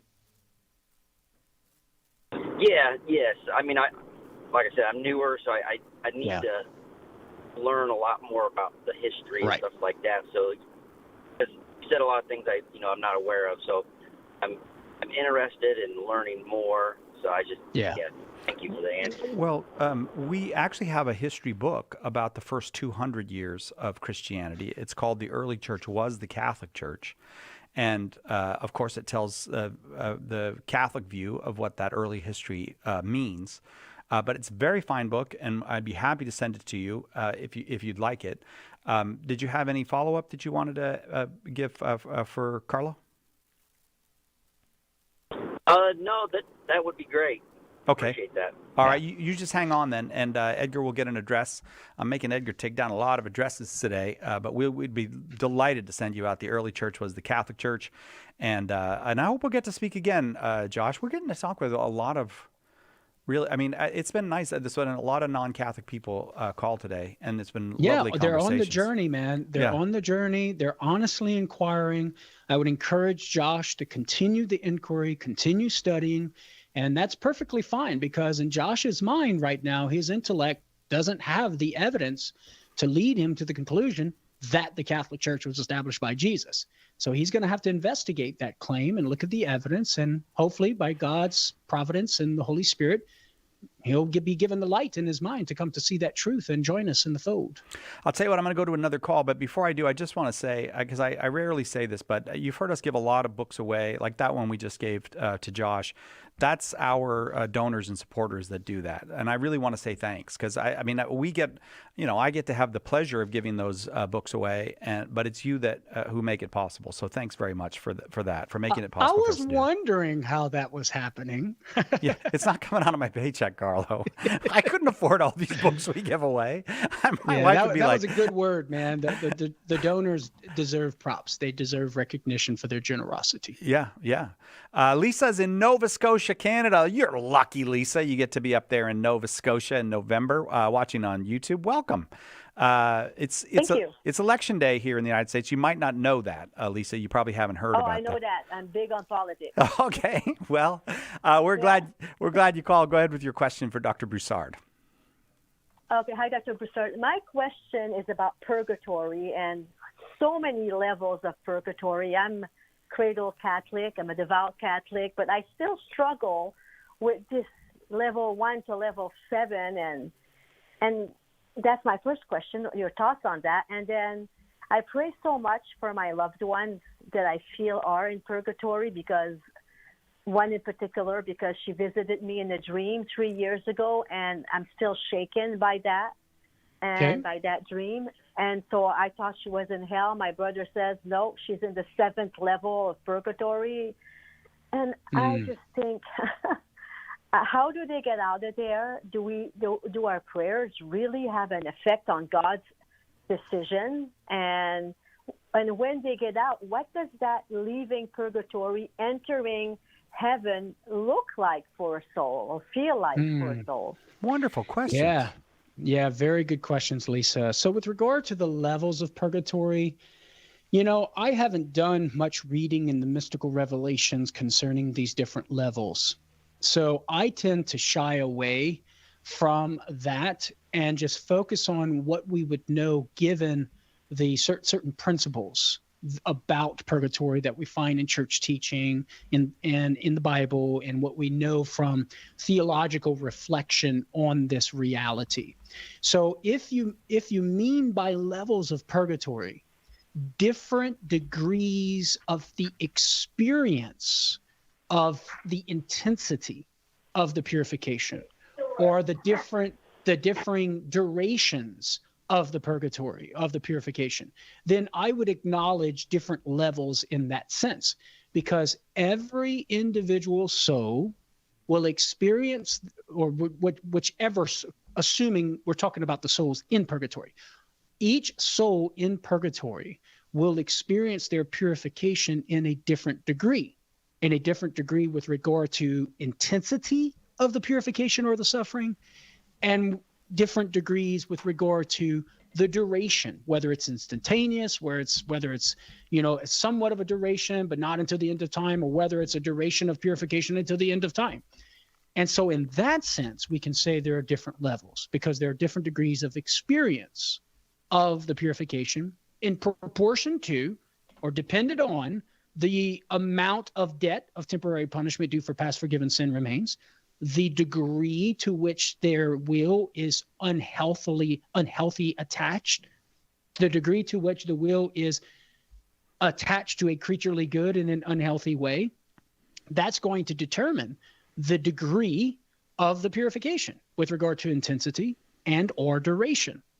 Now, with regard to how they get out of there, well, either God's going to bring about the completion of the purification on his own, irrespective of our prayers, or God wills that the completion of the purgatory be brought about as an effect through our prayers, because the church teaches and the Bible reveals that our prayers here on earth do assist them in their purification with regard to bringing it to completion, whether partially or completely.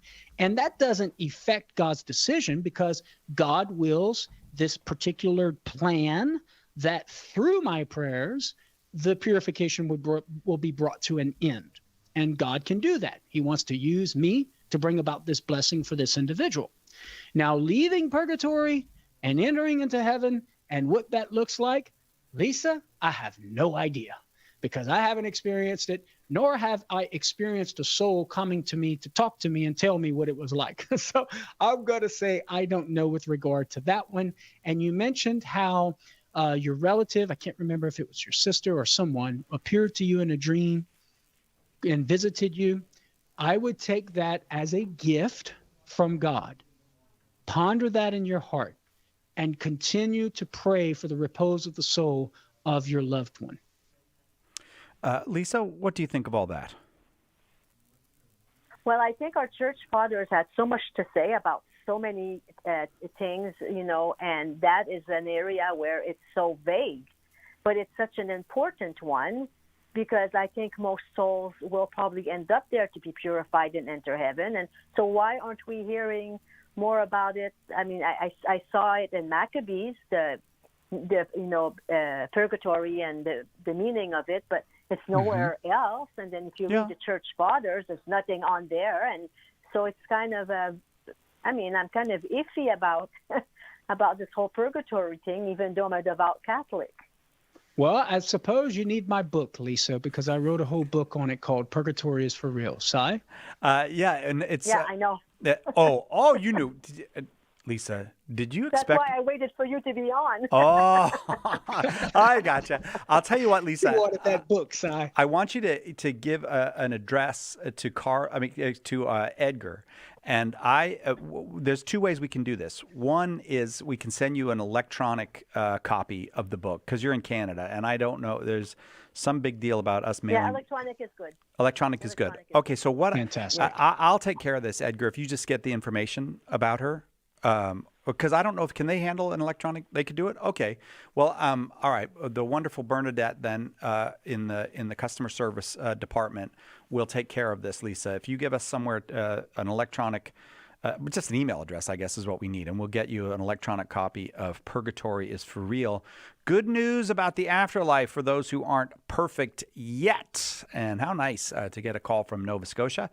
we will take, we've got to take a break, right? We will take a quick break, and we will be right back with more. Dr. Carlo Broussard, we're talking about the whys of Catholic belief, and I'll be honest with you, you got one question ahead of you if you call right now. So you can still get on with Dr. Broussard if you have questions about why Catholics believe what we believe. Why do we believe in God? Why do we believe in the person of Jesus? Why do we believe that the Bible is the Word of God? We got a lot of them. If you've got a question about one of them for yourself or for someone else, the number is 888-318-7884. Hang on. Catholic Answers Live will return in a moment. In Morse code, the sequence SOS is a distress call. It's been said that it stands for Save Our Souls. Well, right now our world is in big trouble, and we're putting out an SOS call for help. Will you answer that call? St. Paul Street Evangelization, a Catholic nonprofit, has hundreds of teams who share the good news with souls who don't know Jesus. Catholic Answers is supported in part by St. Paul Street Evangelization.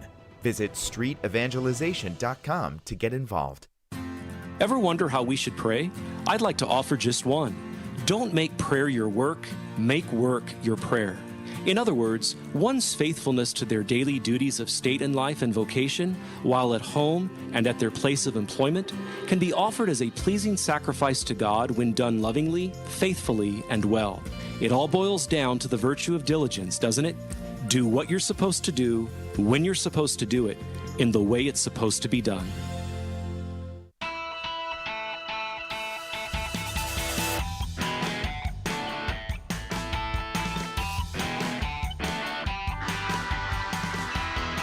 Welcome back to Catholic Answers Live. I am Cy Kelley, your host. I'm sure that we are more popular than Fox News right now, more popular than MSNBC or CNN or any of the other networks reporting on the election, because who cares about the election when you could talk to Carlo Broussard about Catholic beliefs? Really, I mean, come on.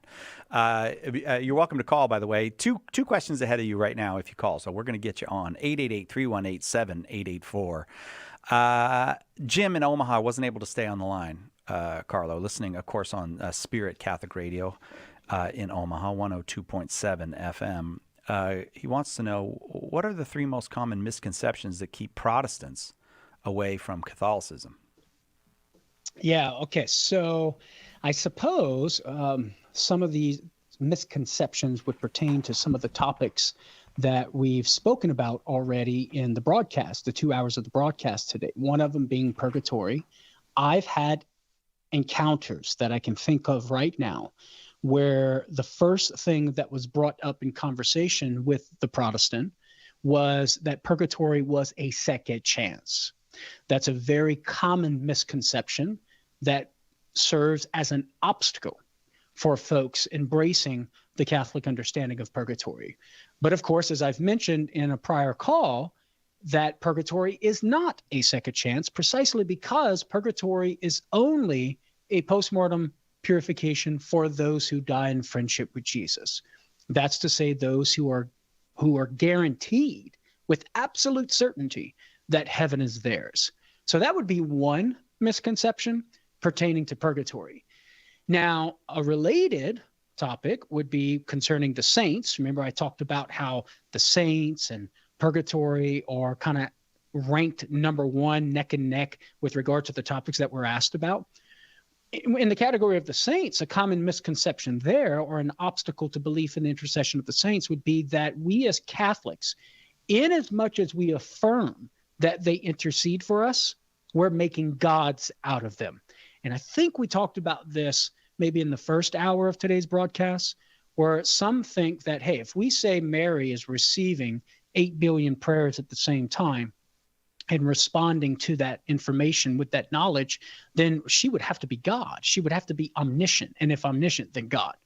Well, our response there, as I pointed out in my new book, The Saints Pray For You, is that that sort of knowledge, although it's a knowledge that goes beyond ordinary natural human knowledge, it's not infinite knowledge. It's still finite knowledge. It's not a knowledge that exhausts the divine being or the divine essence. That requires infinite knowledge, which only God has of himself. But this kind of knowledge of knowing 8 billion requests at the same time and being able to respond to those 8 billion requests simultaneously or in different moments or succession of moments would not require infinite knowledge and would not require infinite power, but rather could be granted to the saint by a special grace that God gives them, whether that's the beatific vision itself that provides them that knowledge and power, or an extra grace that's given to them, what St. Thomas calls the created light of glory. And then finally, concerning the saints, I think a common misconception would be the idea that we worship Mary. And I know our listeners of Catholic Answers, we've heard that time and time again, but people still think that. And that's still a common misconception. Just having a conversation with the Protestant the other day where this was brought up. And so the question has to become, well, what are the reasons why you think we worship Mary? Well, because you pray to her. Well, you're equating prayer with worship, and that's not what we do as Catholics. We're invoking Mary for her help and her intercession. Well, you bow down in front of statues. For many Protestants, even of a very high level, highly sophisticated level, and scholars within Protestantism and Protestant apologists still think that the act of bowing in front of statues of the Blessed Mother is equivalent to an act of worship. But of course, we would challenge that and provide biblical evidence that shows that the act of bowing does not entail necessarily worship, for a bowing gesture is neutral.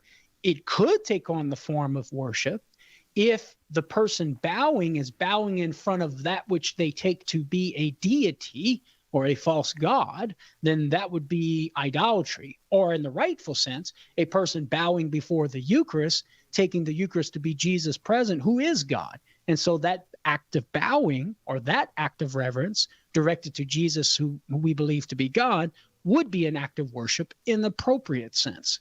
But simply bowing before a statue of the Blessed Mother, recognizing that Mary is not God, but simply deserving the honor due to her as our Queen Mother in the transfigured Davidic kingdom of Jesus, which is the Catholic Church, the kingdom of heaven, then that would not be an act of worship. No more than Jesus causing the synagogue of Satan in Revelation 3:9 to bow before the saints in the first century is an act of worship. If bowing were essentially an act of worship, well, then Jesus would be commanding or making the synagogue of Satan engage in acts of idolatry. But surely Jesus is not going to be doing that. So bowing in and of itself is not a reason to think that we worship Mary. Now, some Protestants think we worship Mary and the saints because we have their images within religious spaces, and that constitutes worship. But we see in the Old Testament, just because you have an image of the heavenly being in the context of a religious space of worship, that doesn't make the image an idol, because we know in the Old Testament you had the cherubim on top of the Ark of the Covenant, and that was put in the Holy of Holies, the holiest place of worship. And yet the angels were not considered to be idols. When King Solomon built his physical temple, he had 2 15-foot cherubim put in the Holy of Holies. Religious images of heavenly beings within the context of a worship space. And that did not equate or mean the statues were idols. So too for us as Catholics, we have statuary and images of heavenly beings, angels and saints, within the context of our worship space. But that doesn't mean they're idols. Jim, thank you so much for the question. It really does make me want to just point out again that Carlo has this beautiful new book, The Saints Pray for You. And a lot of what you just said would be covered in that book. Is that correct? Absolutely. Yes. Pretty much everything I said except for purgatory is covered in that book. All right. So let me just tell you where you can get it. It's, of course, it's Election Day here in the United States. I've joked about it a couple times, but of course it's very, very serious. I know that many people are praying. I'm sure there are people outside the United States praying for us. Thank you very much for your prayers. And let's pray for a peaceful night with clarity for everybody. And not too much fighting amongst us Americans, and then we will see you tomorrow and do this again. Maybe we'll know more by then. Maybe we won't. I don't know. But you can get The Saints Pray for You at shop.catholic.com. Tonight, 25% off, shop.catholic.com. Use the promo code SAINTSPRAY, just all one word, Saints Pray, when you check out and get 25% off Carlo's beautiful new book, The Saints Pray for You, at shop.catholic.com. Dr. Carlo Broussard, it's always great to get to have 2 hours with you. Thanks for spending the 2 hours with us here at Catholic Answers Live. Cy, I love it, man. Thank you for having me. I look forward to next week or next time, whenever that is. All right. We'll see you tomorrow, God willing, right here, Catholic Answers Live.